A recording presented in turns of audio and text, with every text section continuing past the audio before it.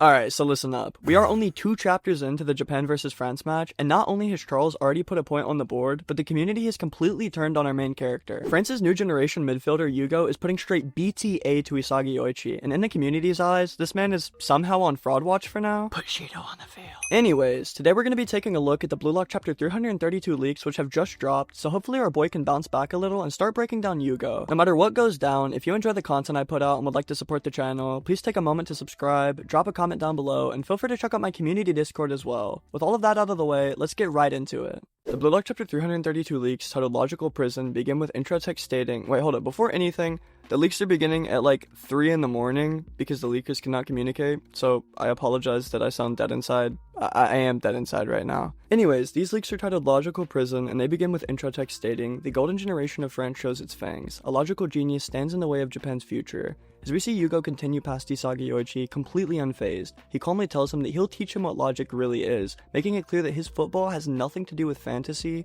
miracles, or any kind of spiritual ideas. Also, the word tensai is directly used here it seems, so I'm not exactly sure if it's saying that Hugo has genius level logic or if it's calling him a logical genius, but either way, I do believe that he is not a talented learner. Surprising, I know. Pages 2 and 3 push Hugo's ideology even further, framing his play as the logic of fate itself, something unavoidable once you're caught inside of it. Isagi immediately panics as he realizes he's been locked onto completely, forced into making a move on Hugo's terms. Hugo then continues forward and rips off a pass that goes beyond Itoshi Rin as the announcers scream in amazement, probably expecting another goal from France, I'm not gonna lie. With Kaiser trying to get into the path of the ball, the French defender Bat shows up to hold him back, allowing the ball to bounce and continue towards none other than Julian Loki. To everyone's surprise, including Loki's, Nico arrives at the perfect moment and throws himself into the passing lane, cleanly intercepting the ball, and probably nobody saw him because he's so damn short. With his metavision fully activated, he basically plays in Hugo's face by telling him that he's already reading through their plays and preventing them. I guess they didn't realize, Isagi isn't the only player on Team Japan with metavision, nor the only threat on the field. With Ego silently watching from the bench, Nico does not hesitate. After intercepting the pass, his first instinct is to clear the ball, recognizing that Isagi's shooting pattern has already been shut down and fully countered. Realizing that continuing to rely on Isagi will only keep Japan trapped inside of France's logic, Nico makes the decision to change Blue Lock's attacking pattern entirely, launching a long pass away from Japan's goal box and stating that they must introduce individual plays that cannot be easily read. Nico's pass then arrives safely into the possession of Meguro Bachara, who puts Loki on fraud watch by effortlessly cutting past him with a roulette first try before being matched up against France's right winger. And I'm not even gonna lie to you guys, I'm already putting Loki's ass on fraud watch and calling him a speed merchant. I don't care what anybody in the comments says, you can't even take this man one-on-one after talking all that shit, come on now. Now the NPC that's the right winger for France kinda does have some aura though, I can't even lie, because he waves his finger at Bachara, challenging him to go ahead and bring it on.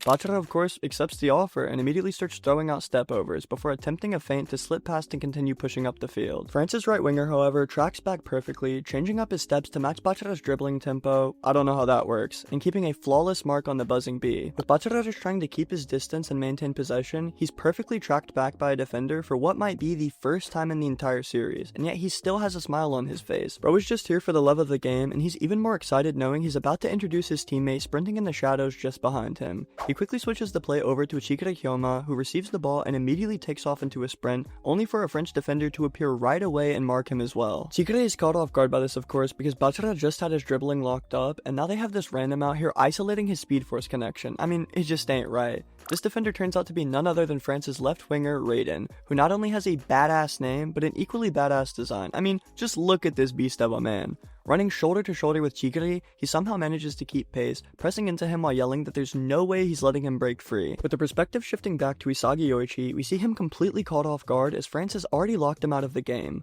Bachara's dribbling has been isolated and handled, and even Chikere's speed has been answered with explosive man marking of their own to keep him locked down.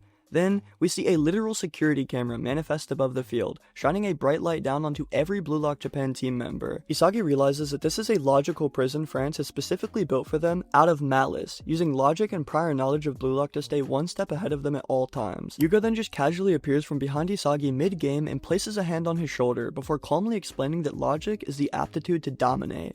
As Isagi starts sweating bullets and slowly turning his head towards the nonchalant giant of France, Hugo continues, saying that body, personality, and talent are all things whose base performance is decided at birth, leaving Isagi silently realizing that football, and the world as Hugo sees it, was never meant to be equal. As Hugo keeps his hand on Isagi's shoulder, he calmly explains that talent is an individual force, and that aptitude itself defines how someone lives. With the right aptitude, he says, you can run faster, push speed even further, and dominate the field naturally. To Hugo, the problem is that people try to force equality onto something that was never meant to be equal, because humans themselves are unnatural when living beings should simply exist in their natural state. I know it's super confusing, but stay with me here because Hugo's low-key yapping. We then get a chibi of a lion leaping off of a cliff in a savanna, as Hugo explains that if you saw a lion trying to fly, anyone would think that's stupid, arguing that living according to your natural aptitude is the easiest and most efficient way to exist. As he talks about creating a world where everyone fulfills their lives optimally by embracing their aptitude, Isagi finally starts to push back, calling this purely Hugo's philosophy, and the two have a brief off-the-ball physical duel. As Isagi and Hugo sprint side by side mid-play, Hugo continues laying out his philosophy, and the chapter cuts to a series of chibi illustrations to visualize exactly what he means. Hugo explains that chasing impossible wishes only creates pointless conflict and inequality, with people running after dreams that were never meant for them in the first place. He talks about egos being artificially inflated by outside factors, and how that only leads to frustration when reality sets in for people. To Hugo, trying to beat someone at what they're naturally better at is meaningless, because there is no world where someone wins against a person whose aptitude is simply superior.